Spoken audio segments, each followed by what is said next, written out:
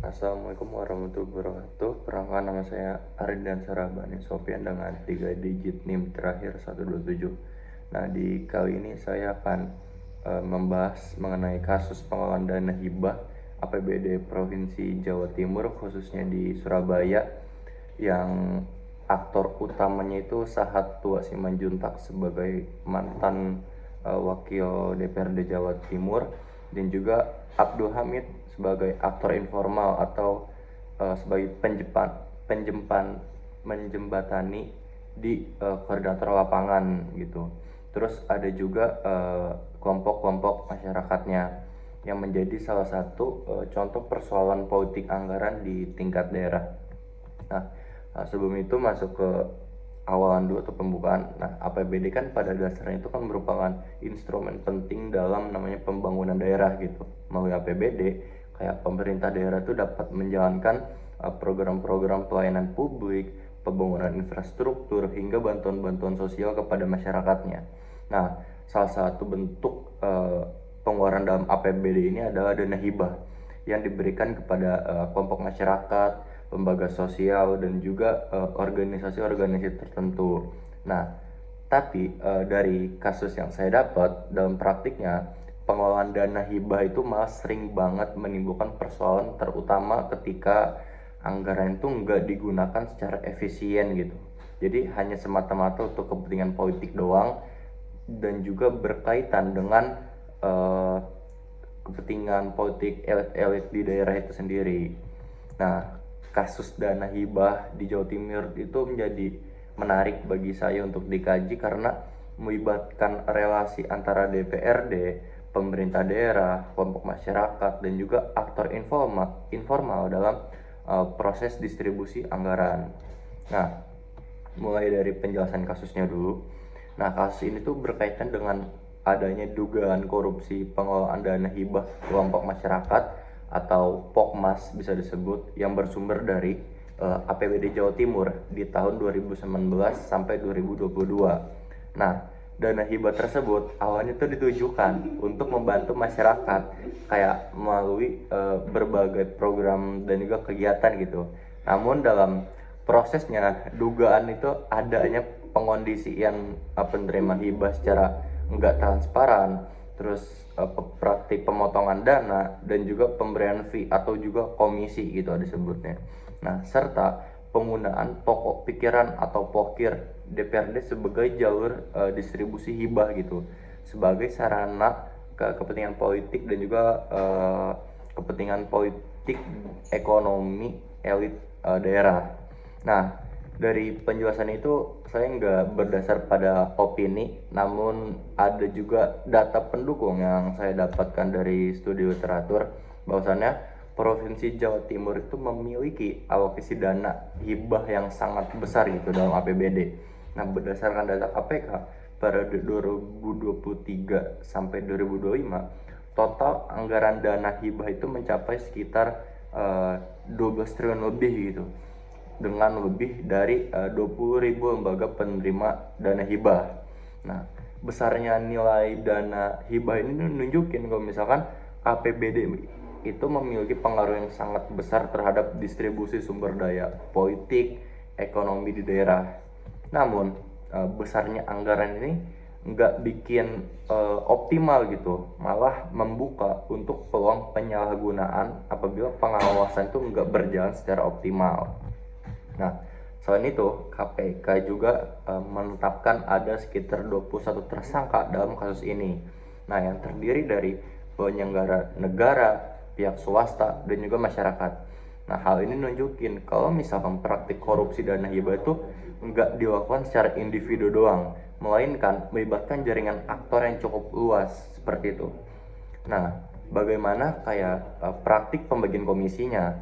Nah, dari studi yang saya baca juga, dalam pengembangan kasus, KPK menemukan adanya praktik pembagian komisi dalam pengurusan dana hibah. Beberapa data itu nunjukin kalau misalkan elit atau pihak DPRD-nya menerima sekitar 15 sampai 20%. Nah, dan juga koordinator lapangannya yang seperti tadi Abdul Hamid itu mendapatkan sekitar 5 sampai 10% dari dana hibah. Dan juga pengurus POKMAS, pengurus masyarakatnya dan juga administrasi proposal juga mendapat bagian-bagian tertentu. Nah, dan juga dari berita dan info yang saya dapat, itu hanya sekitar 55% sampai 70% dana hibah itu benar-benar digunakan untuk masyarakat. Jadi enggak 100%. Yang hasil masyarakat tuh hanya mendapatkan sebagian gitu. Jadi sebelum dana itu disalurkan ya udah dipotong-potong seperti itu untuk pembagian-pembagian fee atau komisi. Nah, lanjut ke relasi antar aktornya. Nah, yang pertama DPRD Jawa Timur.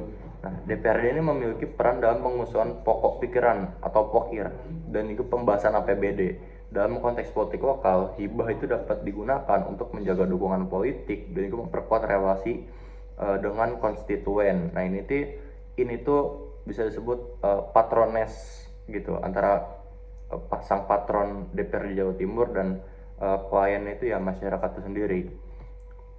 Terus yang kedua, pemerintah Provinsi Jawa Timur.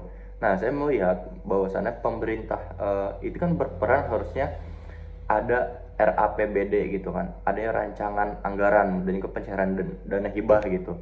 Namun dari pengawasan internal dari si pemerintah Jawa Timur itu sangat kurang gitu, dinilai belum optimal sehingga membuka peluang untuk adanya penyalahgunaan anggaran seperti itu.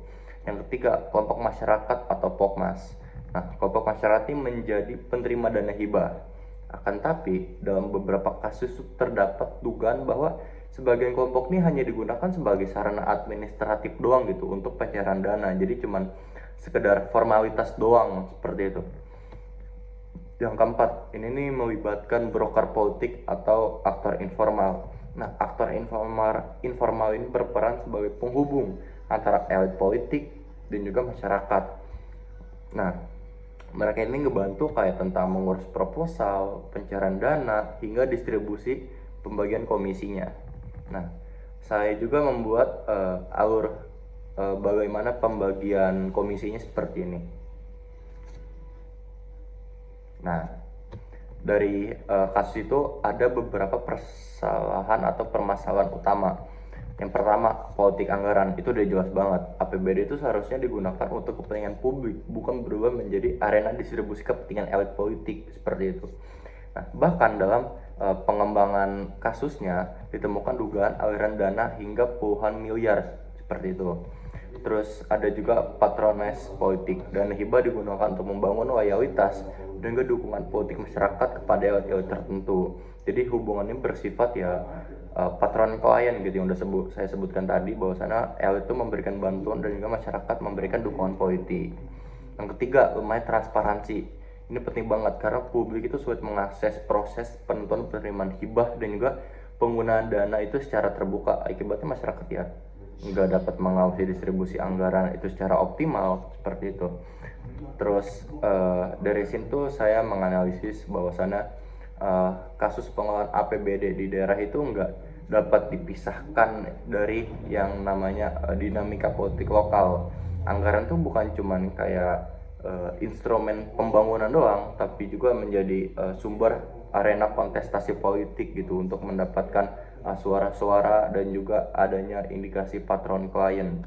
Nah, relasi formal antara DPRD dan pemerintah daerah berjalan berdampingan dengan relasi informal seperti broker dan juga jaringan patrones. Kondisi ini yang menyebabkan adanya peluang terjadi korupsi anggaran secara besar-besaran dan juga secara mengalur gitu. Nah, selain ini kasus ini juga menunjukkan bahwa lemahnya transparansi dan juga pengawasan itu dapat menyebabkan APBD ini lebih gampang banget dimanfaatkan untuk kepentingan elit doang dibandingkan kepentingan masyarakatnya. Nah, karena sudah selesai resume dari saya Arna Saraban siapa dengan 3 digit yang terakhir 127. Izin ini, wassalamualaikum warahmatullahi wabarakatuh.